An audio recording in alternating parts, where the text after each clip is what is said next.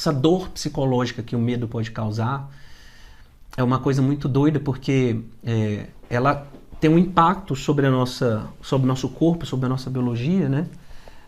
Pode puxar a perna para cá, amor, pode botar aqui. E assim, eu vejo assim que, estudando, né, a gente vê que existe o sistema simpático e o parasimpático, né, no nosso corpo. Então, um é chamado, né, o simpático é chamado de luta e fuga, e o parasimpático, o sistema de digestão e descanso. Então, enquanto um está ativo, se o meu sistema de luta e fuga está ativo, o meu sistema de descanso, né, e digestão está embaixo. Então, um está ativo, o outro está mais inativo. E quando eu estou em descanso, luta e fuga aqui. Esse estado psicológico, né, de dor, de sofrimento, de medo, de pânico, ele faz com que eu esteja o tempo todo em estado de alerta.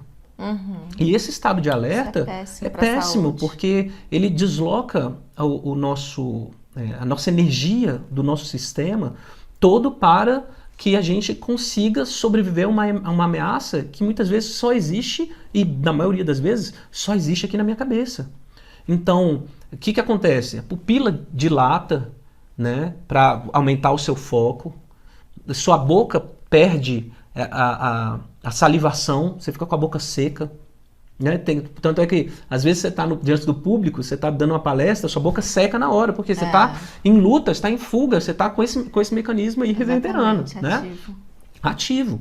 E aí você fica pálido. Por que você fica pálido? Porque seu sangue, seu corpo fala assim, vou mandar sangue para as partes externas, mãos para precisar socar, pegar alguma coisa, pernas para correr.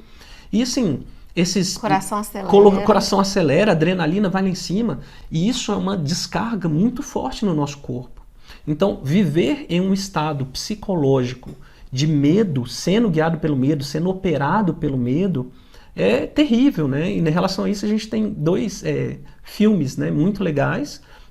Tem o Divertidamente, né, que tem o medo, né, tem a alegria, a raiva, né, e a tristeza e o nojo. Né? E a gente tem um outro também que são os Croods 1, que é genial. Os 5 primeiros, gente, assista os 5 primeiros minutos, tá, desse desenho, dos Croods. É muito legal, vale muito a pena, porque traz uma reflexão ele profunda exatamente traz exatamente essa explicação que a gente falou sobre o medo ter sido responsável pela nossa sobrevivência como espécie humana. Isso, exatamente. Fica assim perfeitamente exemplificado. E isso que o Israel está falando sobre esse estado de alerta constante é o que a gente pode chamar de autofagia psíquica, porque isso começa a te consumir de tal forma que começa a ter efeitos, inclusive, fisiológicos para o seu corpo. Gente, esse estado de alerta eleva seus níveis de estresse, de cortisol a alturas, né? Alturas. Isso começa a baixar a sua imunidade, pode provocar até mutações nas células, sim.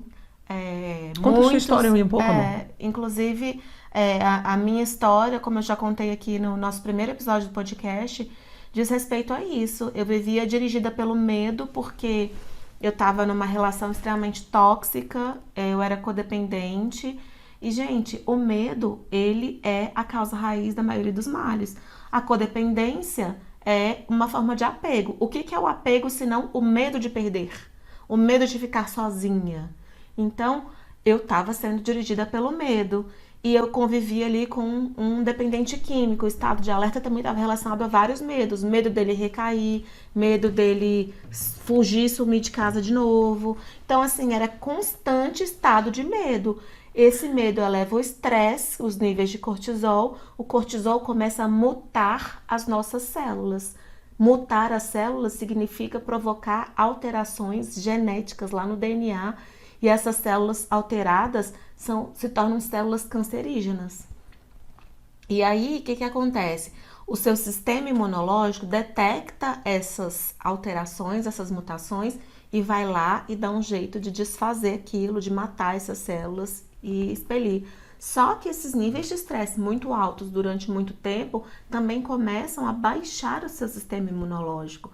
E aí, se você já tem células mutadas e tá com seu sistema imunológico baixo, você ficou sem defesa.